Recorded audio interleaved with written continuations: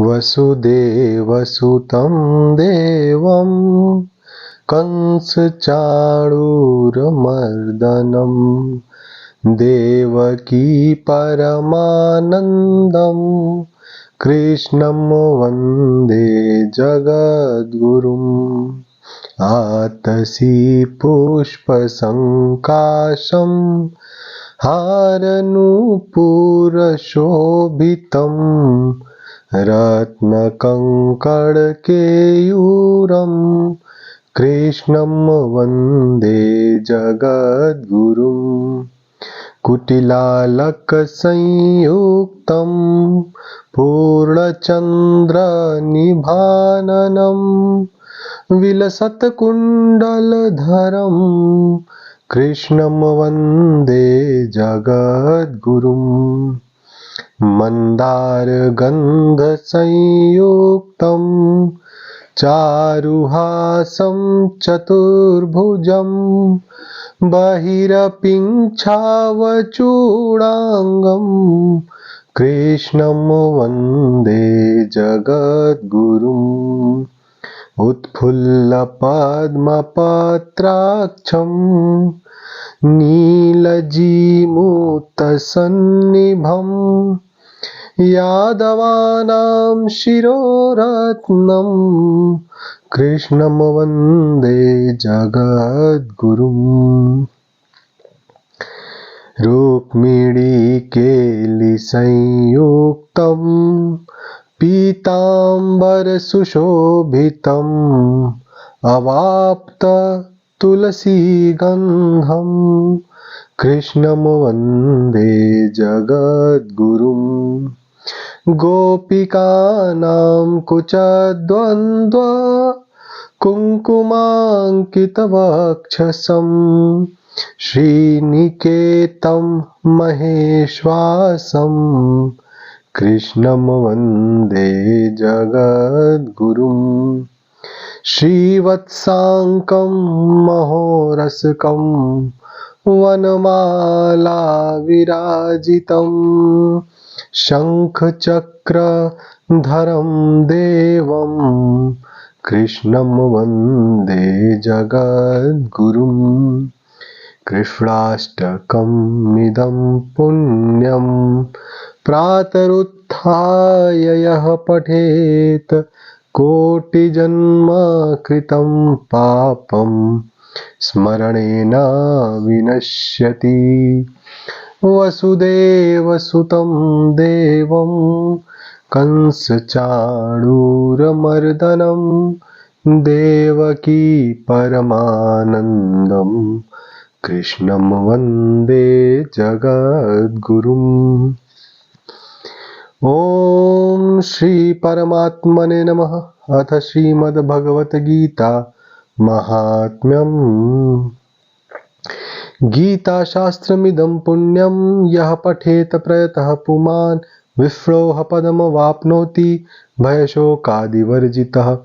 गीताध्ययनशीलस्य प्राणायामपरस्य च नैव सन्ति हि पापानि पूर्वजन्म कृतानि च। मलनिर्मोचनं पुंसां जलस्नानं दिने दिने सकृद्गीताम्भसि स्नानं संसारमलनाशनम्। गीता सुगीता कर्तव्या किमन्यैः शास्त्रविस्तरैः या स्वयं पद्मनाभस्य मुखपद्माद्विनिसृता। भारतामृतसर्वस्वं विप्रोरवक्त्राद्विनिसृतं। गीता गङ्गोदकं पीत्वा पुनर्जन्म न विद्यते। सर्वोपनिषदो गावो दोग्धा गोपालनन्दनः पार्थो वत्सः सुधीर्भोक्ता दुग्धं गीतामृतं महत्। एकं शास्त्रं देवकीपुत्रगीतम् एको देवो देवकीपुत्र एव एको मन्त्रस्तस्य नामानि यानि करमापयेकं तस्य देवस्य सेवा करमापयेकं तस्य देवस्य सेवा वसुदेवसुतं देवं कंसचाणूरमर्दनं देवकी परमानन्दं कृष्णं वन्दे जगद्गुरुम्। आज मैं श्रीमद् भगवद गीता के द्वितीय अध्याय के 7वें श्लोक का पाठ करूंगा। ये द्वितीय अध्याय का 7वां श्लोक जो है दूसरे अध्याय का 7वां श्लोक बचपन से ही, जब से मुझे संस्कृत भाषा समझ में आती है, जब से ये समझ में आता है कि मेरे पिताजी गीता का नियमित पाठ करते थे, जब से ये समझ में आता है कि गीता भगवान श्री कृष्ण के द्वारा कही गई एक बहुत ही ज्ञानमयी गंगा है, तब से ही ये जो 7वां श्लोक है मैं हमेशा सुनते आ रहा हूँ और ये मेरे कानों में हमेशा गूंजता रहता है। तो अगर सही मायने में देखेंगे तो अब इसके बाद से अप्रवाह गीता स्टार्टेड है और भगवान जिस तरह से गीता को समझाते हैं अर्जुन को, सही मायने में अब जब श्री भगवान उवाच स्टार्ट होगा तब भगवान जो अद्भुत ज्ञान है वो अर्जुन को देना स्टार्ट करेंगे। ये जो दूसरे अध्याय का 7वां श्लोक है, 2 और 7 ऐड करते हैं तो 9 आता है। 9 से बड़ी कोई संख्या नहीं है। तो जो सांख्य योग है, संख्याओं का जो योग है, सांख्य संख्या का ही एक धातु है। तो सांख्य योग में सारा ही कुछ साइंस से रिलेटेड है। तो मैं इसको ऐसे कोरिलेट कर रहा हूँ कि ये श्लोक अपने में संपूर्णता लिए हुए है, बहुत ही फेमस है। और मेरा जो भाई है वो भी इस श्लोक को कई बार कई तरह से उदाहरण देता है और मेरे पिताजी तो हमेशा ही इस श्लोक का जाप करते रहते थे और हम लोगों को भी कुछ समझाना रहता था तो ये श्लोक का पाठ जरूर करते थे। तो मैं भी उसका पाठ करता हूँ। कार्पण्य दोषो पहता स्वभावः पृच्छामि त्वां धर्म सम्मूढचेताः यक्षेयः स्यानिश्चितं ब्रूहि तन्मे शिष्यस्तेऽहं शाधि मां त्वां प्रपन्नं शिष्यस्तेऽहं साधि मां त्वां प्रपन्नम। जो मेरे नियमित श्रोतागण हैं, जो मुझे सुनते हुए आ रहे हैं, तो प्रथम श्लोक से जहाँ से धृतराष्ट्र उवाच स्टार्ट हुआ है और अभी तक के सभी श्लोकों में अर्जुन की कहीं न कहीं हम लोगों ने एक अवस्था दिखाई है और अर्जुन भगवान को कई सारे तर्क देते हैं कि मैं इन कारणों से युद्ध नहीं करना चाहता हूँ। भगवान बीच में उनको थोड़ा बोल भी देते हैं कि कायरता छोड़ो, युद्ध करो, तुम वीर हो। बहुत भगवान भी उनको कहते हैं, 2 श्लोक में उनको समझाते हैं कि उठो और युद्ध करो, ये तुम्हारा कर्म है। तो अर्जुन जब ये बोल देते हैं कि गुरु द्रोण और भीष्म पितामह मेरे गुरुजन हैं, पूजनीय हैं, इनको मैं मार नहीं सकता हूँ, तो अर्जुन को खुद से रियलाइज हो रहा है कि मैं ही वो अर्जुन नहीं हूँ जो युद्ध में आया हूँ और अब मैं ही वो ऐसा नहीं हूँ जो इस तरह की बातें कर रहा हूँ। उनको खुद की पर्सनालिटी पे अभी डाउट क्रिएट हो गया है। अर्जुन के लिए जो अर्जुन का खुद का ही व्यक्तित्व है वो अभी डाउट में आ गया है। तो जैसे मेरे एक श्रोता ने कमेंट करके कहा था कि कभी कभी पता नहीं चलता कि हम जो कर रहे हैं वो भी सही कर रहे हैं या गलत कर रहे हैं। जैसे इसके पहले वाले श्लोक में अर्जुन ने कहा कि हमारे लिए जीत जाना सही है या हार जाना सही है, एकदम से पता नहीं है, मैं कंफ्यूज्ड स्टेट में आके खड़ा हूँ।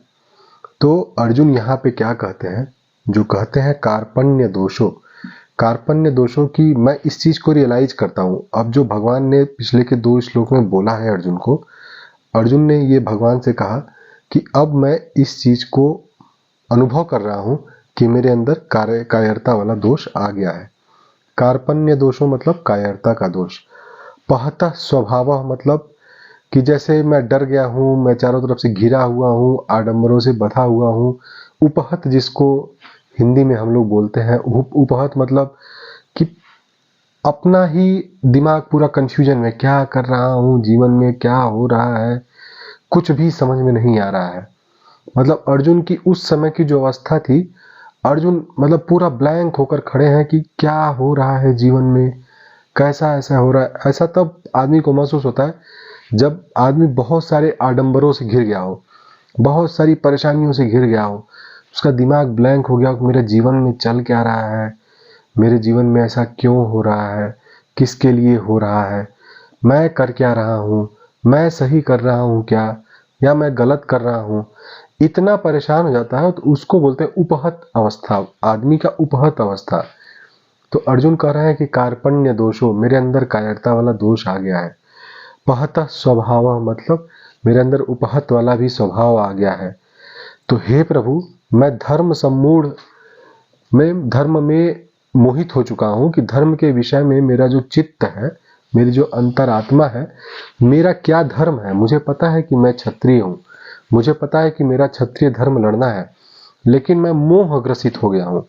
अब अर्जुन खुद ही सेल्फ रियलाइज कर रहा है, भगवान को एकदम खुल के अपनी समस्या बता रहा है और कह रहे हैं कि हे प्रभु, इसलिए कायरता रूप दोष से उपहत हुए स्वभाव वाला तथा धर्म के विषय में मोह चित्त हुआ मैं पृच्छामि त्वाम, आपसे मैं पूछ रहा हूं, या मैं आपसे पूछता हूं कि जो साधन निश्चित कल्याण कारक हो वह मेरे लिए कहिए। मैं आपका शिष्य हूं, इसलिए आपकी शरण में आए हुए मुझको शिक्षा दीजिए। श्रीमद् भगवद गीता के 700 श्लोक में से जो हम लोगों ने पहले 47 श्लोक पढ़े पहले अध्याय का, वो तो हो गया अर्जुन विषाद योग। फिर अभी तक जो हम लोग 6 श्लोक पढ़ लिए, 47 6 53। अब ये 7वां श्लोक अगर हम लोग ऐड करेंगे तो ये आता है 54वां श्लोक। तो 54वां श्लोक भी अपने में 5 और 4 ऐड करेंगे तो 9 हो जाता है, और 2 और 7 भी ऐड करेंगे तो 9 है। तो 9 का योग संपूर्ण योग होता है। ये पूर्ण, इससे बड़ा अंक कोई नहीं है। तो जो यहाँ पे अर्जुन ने अपने आप को कहा है भगवान के प्रति, वही बहुत बड़ा गूढ़ ज्ञान है।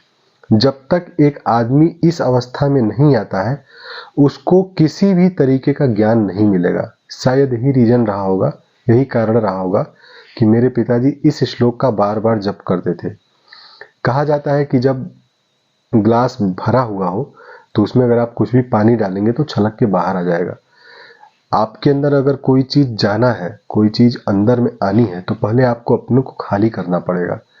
अगर आप पूरा भरे हुए रहेंगे, आपको लगेगा नहीं मैं बहुत ज्ञानी हूँ, मुझे बहुत कुछ आता है, मुझे और कुछ जानना नहीं है और कुछ सीखना नहीं, मैं तो अब सब कुछ सीख समझ चुका हूँ।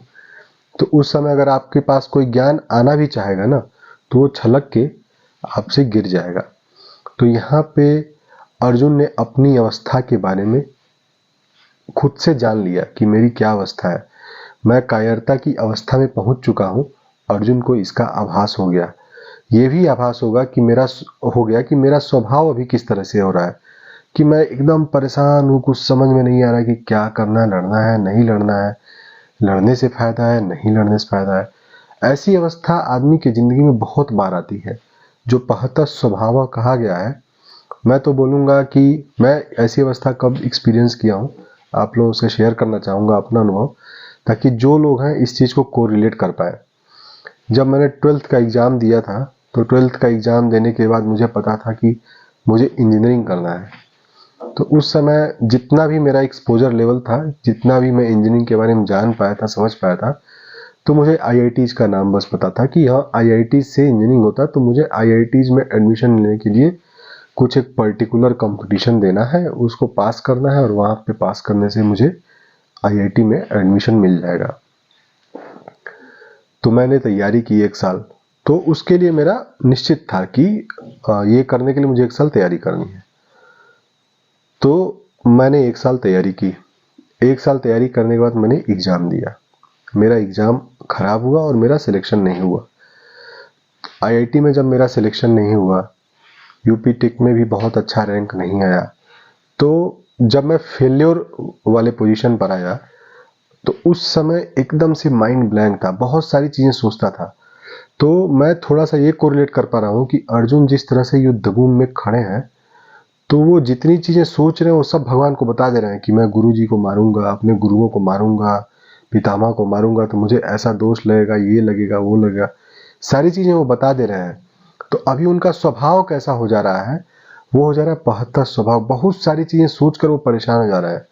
तो मैं भी उस समय जब मैं फेल्योर के कंडीशन में आ गया था, तो मैं इतनी सारी चीजें सोचता था और सोच के परेशान हो जाता था कि अब मैं क्या करूंगा, क्या करना सही है, क्या ये करना सही है, ये करना गलत है। तो वो सोच के एक निर्णय पर पहुंचने के लिए गाइडेंस का जरूरत पड़ता है। तो अब अर्जुन को ये चीज रियलाइज हो जाना कि मुझे अब गाइडेंस चाहिए, मुझे कोई बता दे।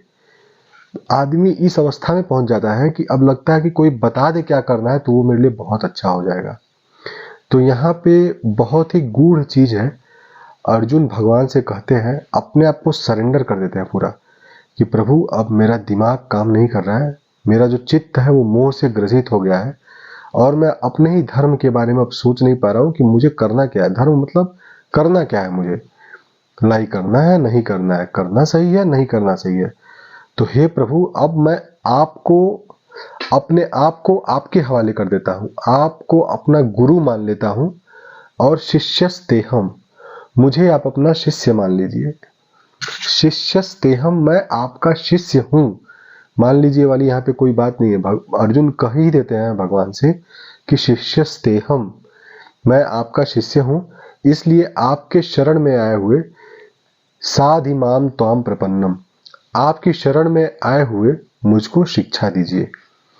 तो ये श्लोक बहुत बहुत बहुत ज़्यादा इम्पॉर्टेंट है, क्योंकि इसमें अर्जुन के भाव को समझना हम सब लोगों के लिए जीवन में बहुत ही सरल रास्ता निकाल देगा। तो इसको सरल शब्दों में और बयां करने के लिए मैं और उदाहरण देता हूँ। हम लोग रोजमर्रा की जिंदगी जब अपनी जीते हैं, रोज काम करते हैं, रोज परेशानियां आती हैं, और रोज ऐसे अवस्थाएं आती हैं कि लगता है कि हमको कोई गाइड कर दे, हमको कोई कुछ बता दे तो हमारे लिए अच्छा हो जाएगा। तो छोटी छोटी परेशानियां रहती हैं, छोटी छोटी, इतनी बड़ी परेशानी नहीं कि अर्जुन मैदान में खड़े हैं, लेकिन हम अपने रोजमर्रा की जिंदगी में अगर भगवान को याद करेंगे, भगवान मुझे गाइड करिए, तो अलौकिक रूप से तो भगवान है, लेकिन अर्जुन को वहां पे क्या है, अर्जुन किसी अलौकिक भगवान को याद नहीं कर रहा है कि हाँ कोई हाथ जोड़कर खड़े हैं और कोई अलौकिक दिव्य शक्ति आके उनकी सहायता करी। वो स्वयं अपने सामने खड़े हुए जो भगवान श्री कृष्ण, जो उनके मित्र हैं, उनसे सहायता मांग रहे हैं, क्योंकि उनको पता है कि ये जो भगवान खड़े हैं, ये जो हमारे मित्र हैं, जो हमारे सारथी हैं, वो किसी कारणवश सारथी नहीं बने, उनकी कोई मजबूरी नहीं हमारी सारथी बनने के लिए, बहुत बड़े प्रयोजन के लिए वो हमारे साथ है और हमको गाइड करने के लिए ही है। पहले तो ऐसा बात हुआ होगा ना, जब कृष्ण सारथी बने होंगे तो अर्जुन ने भी ऑब्जेक्शन किया होगा ना कि आप इतने बड़े होकर, आप इतने पूजनीय होकर सारथी क्यों बनेंगे। तो कृष्ण ने कहा होगा कि तुमको हमारी और जगहों पर जरूरत पड़ सकती है, गाइडेंस का जरूरत पड़ सकता है। अर्जुन को क्या पता कि युद्ध शुरू होने से पहले ही गीता का उपदेश उनको मिल जाएगा।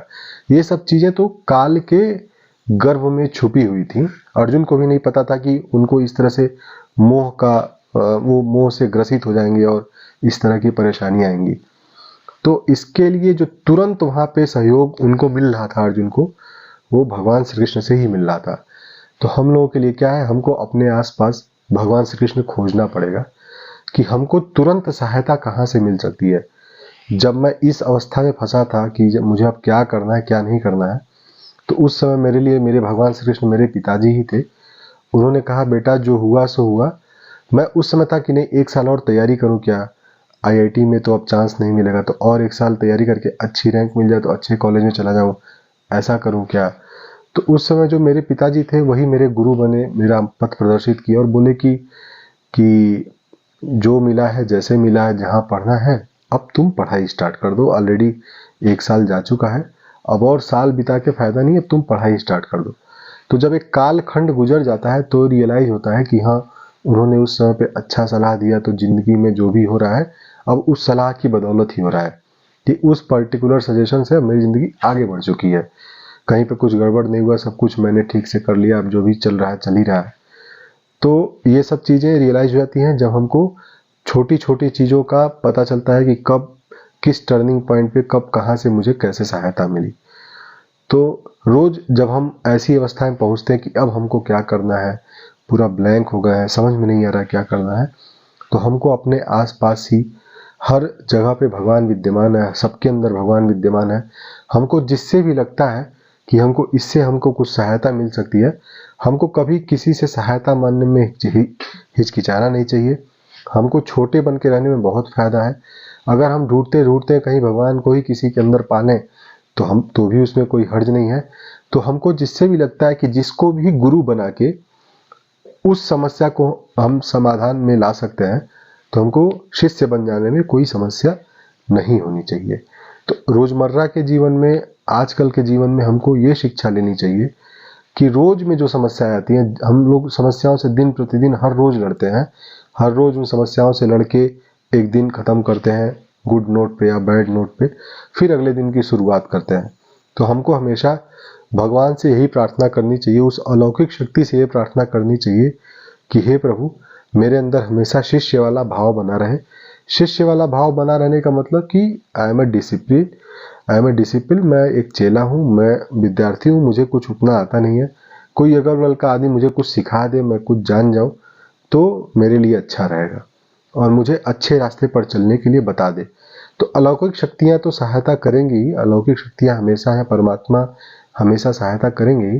लेकिन कभी कभी क्या होता है, परमात्मा हमारी सहायता करने के लिए किसी न किसी को माध्यम बना के हमारे पास भेज देते हैं। तो वो भी परमात्मा द्वारा हुई एक सहायता ही मानी जानी चाहिए, और हमको परमात्मा को ही धन्यवाद बोलना चाहिए। तो ये श्लोक मेरे पिताजी बार बार इसीलिए पढ़ते थे क्योंकि वो हमेशा परमात्मा को याद करते थे और कहते थे शिष्यस्तेहम साधिमाम त्वं प्रपन्नम। और कुछ पढ़े चाहे ना पढ़े, ये 4 लाइनों का श्लोक है, लेकिन ये जो चौथी लाइन है जिसमें अर्जुन सरेंडर करते हैं भगवान को कि शिष्यस्तेहम साधिमाम त्वं प्रपन्नम, जिसका अर्थ है कि मैं आपका शिष्य हूँ, इसलिए आपके शरण में आए हुए मुझको शिक्षा दीजिए। तो ये पिताजी इस लाइन को मेरे दोहराते रहते थे, बार बार बोलते रहते थे। तो इससे क्या है, अपने अंदर एक भावना आएगी कि मैं भगवान का शिष्य हूँ, अब भगवान मुझको रास्ता दिखाए, भगवान मुझको बताए कि अब मुझे क्या करना है। तो बहुत ही प्यारा श्लोक है। अर्जुन ने अब भगवान को बहुत कठिन कठिन रीजन्स बताए, बहुत सारे कारण बताए कि इन सब कारणों की वजह से मैं लड़ना नहीं चाहता हूँ और मैं अब लड़ाई नहीं करूँगा। तो भगवान भी चुपचाप सुन ही रहे हैं। भगवान तो चुपचाप सुन रहे हैं, तो उनके भाव तो चेहरे से दिख ही रहे होंगे। और जैसे ही भगवान ने बोलना चालू किया है, तो बोला ही भगवान ने ऐसा है अर्जुन को कि अर्जुन को धक्का लगेगा कि हाँ सही बात है कि मैं तो अपना कर्म ही नहीं कर रहा हूँ। भगवान के बोलने की जो ग्रेविटी थी बहुत ही ज़्यादा थी। भगवान ने जिन शब्दों का इस्तेमाल किया उससे अर्जुन जैसा योद्धा या कोई भी रहेगा वो आहत ही होगा कि नहीं, तुम कर्म पथ से ही विमुख हो गए हो, युद्ध मैदान में आके अपने गांडीव को छोड़ के बैठ के ऐसी ऐसी बातें कर रहे हो, ये गलत समय पर तुमको मोह हो रहा है। तो ये जो सांख्य योग है इतना साइंटिफिक है कि सब कुछ बहुत ही अच्छे तरीके से चलता रहेगा। और जब गुरु की परिभाषा दी जाती है, हर जगह गुरु को ही महान बताया जाता है, तो मैं जितना समझ पाया हूँ कि जो आध्यात्मिक गुरु होना चाहिए, जो आध्यात्मिक गुरु है वो इनलाइटेंड पर्सन होना चाहिए। इनलाइटेंड पर्सन मतलब कि जिनको भगवान के बारे में, अच्छे रास्तों के बारे में, भगवान तक कैसे पहुंचा जा सकता है, उनके बारे में पूरी पूरी सही सही जानकारी हो। तो जब तुलसीदास जी रामचरितमानस की रचना कर रहे थे, तो जो उसमें पहली चौपाई आती है, जब उन्होंने छंद लिखे, दोहा लिखे, सोरठा लिखे, जब स्टार्ट किया तो उन्होंने संस्कृत की पूजा से स्टार्ट किया है श्री रामचरितमानस। लेकिन जो पहली चौपाई लिखते हैं तुलसीदास जी श्री रामचरितमानस में, वो यही लिखते हैं कि बंदौ गुरुपद पदुम परागा, सुरुचि सुबास सरस अनुरागा। वो भी गुरु के पदुम पराग मतलब चरण रज, उनके पैरों में जो धूल लगी है उसकी प्रार्थना करते हैं। गुरु की भी प्रार्थना नहीं करते हैं, गुरु के चरणों में लगे हुए धूल की प्रार्थना करते हैं। गुरु का इतना बड़ा महत्व है। और आगे भगवान और गुरु के बारे में बताएंगे, चौथे अध्याय में बताते हैं भगवान गुरु क्या होता है। तो ये पहली दफा श्रीमद् भगवद गीता में दूसरे अध्याय में 7वें श्लोक में 2 और 7 9, और टोटलिटी में देखेंगे तो 54वां श्लोक है। 54, 5 और 4 9, तो ये श्लोक ही अपने आप में पूर्ण श्लोक है कि अर्जुन पहली बार अपने रिलेशनशिप को मित्रता से हटा देते हैं। अब तक वो दोस्त समझ के बात कर रहे थे, अब बोलते हैं भैया आप मेरे गुरु हो, मैं आपका शिष्य हूँ, अब आप मेरी सहायता करिए। तो जब गुरु और शिष्य का रिलेशनशिप आ जाता है, इसके पहले क्या था, मैं बार बार बोल रहा था कि फ्रेंड है फ्रेंड है फ्रेंड है, बुआ के लड़के हैं, अलग अलग नामों से मधुसूदन बोल रहे हैं, रिसूदन बोल रहे हैं, कुछ कुछ बोल रहे हैं, अलग अलग नामों से बता रहे हैं, आगे भी अलग अलग नामों से बुलाएंगे। लेकिन अब वो रिलेशनशिप खत्म हो गए। अब कौन सा रिलेशनशिप यहाँ पे डेवलप हो गया है, गुरु और शिष्य का। अर्जुन ने स्वीकार कर लिया है कि मैं शिष्य हूँ, भगवान श्री कृष्ण गुरु हैं, और शिष्यस्तेहम साधिमाम त्वाम प्रपन्नम। ये बोलने का मतलब ही है कि अब जो भी रास्ता भगवान दिखाएंगे मैं उसी रास्ते पर चलूँगा। तो हम लोगों को भी ये मंत्र समझ के हमेशा अपने मन में रखना चाहिए कि शिष्यस्तेहम साधिमाम त्वाम प्रपन्नम। हे प्रभु मैं आपका शिष्य हूँ, मेरे को रास्ता दिखाइए, जो रास्ता आप दिखाएंगे उसी रास्ते पर मैं चलूँगा। तो जब भगवान के प्रति समर्पण से हम किसी भी काम को करेंगे तो भगवान की सहायता से वो काम सही होगा और ठीक ही होगा, और भगवान के बताए हुए रास्ते पर चलना अच्छा ही रहता है, उसमें कभी कुछ गड़बड़ नहीं होता है। तो 7वां श्लोक बहुत ही अच्छा श्लोक, मेरी जो समझ थी वो मैंने आप लोगों को बताई। अब भगवान को गुरु का दर्जा मिल गया है, अर्जुन उनके शिष्य बन गए हैं। अब अर्जुन जो भी कहेंगे भगवान से वो गुरु और शिष्य के बीच का वार्तालाप होगा, और यह पूरी ही गीता गुरु और शिष्य के हिसाब से ही चलेगी कि भगवान श्री कृष्ण गुरु हैं, भगवान है, और अर्जुन शिष्य हैं, और उनको जो शिक्षा दे रहे हैं वो सबके लिए एप्लीकेबल है। तो गुरु शिष्य परंपरा से बहुत सारी चीज़ें निकली हैं, सारे वेद हैं, उपनिषद हैं, पुराण हैं, उनमें से ही एक भगवत गीता भी है जो हमको गुरु शिष्य के बीच में जो संवाद है, एक गुरु एक शिष्य को क्या शिक्षा दे रहा है, वो शिक्षा हमको अपने जीवन में कैसे ग्रहण करनी चाहिए, वही हम लोग सीखते हुए थोड़ा बहुत जानते हुए चलेंगे। तो अब मैं आगे जो पढ़ूंगा उसमें फिर से अर्जुन बताएंगे चीज़ों को। अब उन्होंने भगवान को गुरु कह के ही संबोधित कर दिया है, अब इसके आगे श्री भगवान वाच स्टार्ट होगा। और अब जो अर्जुन बोलेंगे उसमें कोई तर्क नहीं होगा, उसमें कुछ ये नहीं होगा कि मैं लड़ाई क्यों ना करूं। उसमें क्या होंगे, अर्जुन के प्रश्न होंगे, वो सारे ही प्रश्न रहस्यमयी प्रश्न रहेंगे कि जो कहीं न कहीं सबके जीवन में किसी न किसी रूप में जरूर आते होंगे। तो अर्जुन के सारे प्रश्नों को समझना, अर्जुन के सारे प्रश्नों को कोरिलेट कर लेना, अर्जुन भगवान ने उनका क्या उत्तर दिया है, अर्जुन को किस तरह से समझाया है, क्या क्या चीज़ें बोल के समझाई हैं, वो सारी ही चीज़ें ज्ञान और रहस्य की बातें हैं। तो हम लोग धीरे धीरे उसको समझ के चलेंगे। फिर से मैं इस श्लोक का एक बार पाठ कर लेता हूँ। कार्पण्य दोषो पहता स्वभावः पृच्छामि त्वां धर्म सम्मूढचेताः यच्छ्रेयः स्यानिश्चितं ब्रूहि तन्मे शिष्यस्तेहं साधिमां त्वां प्रपन्नम। हे प्रभु मैं आपका शिष्य हूँ, आप मुझे सही रास्ते पर चलने के लिए, मैं आपकी शरण में हूँ, मुझको सही रास्ते पर चलने के लिए शिक्षा दीजिए। अब हम लोग आगे की बात अगले वीडियो में करेंगे, अगले श्लोक में करेंगे। मैं 9 अंक को भी प्रणाम करता हूँ। दूसरे अध्याय के 7वें श्लोक में 9 आता है, टोटलिटी में 54, 5 और 4 9 आता है। बड़ा ही महत्वपूर्ण श्लोक है, और हमको हमेशा अपने मन में यही भावना रखनी चाहिए कि शिष्यस्तेहम साधिमाम त्वां प्रपन्नम। मैं आपका शिष्य हूँ, और आपकी शरण में आए हुए मुझ शिष्य को सही मार्ग पर चलने की शिक्षा दीजिए। धन्यवाद। वसुदेवसुतं देवं कंसचाणूरमर्दनं देवकी परमानन्दं कृष्णं वन्दे जगद्गुरुम्।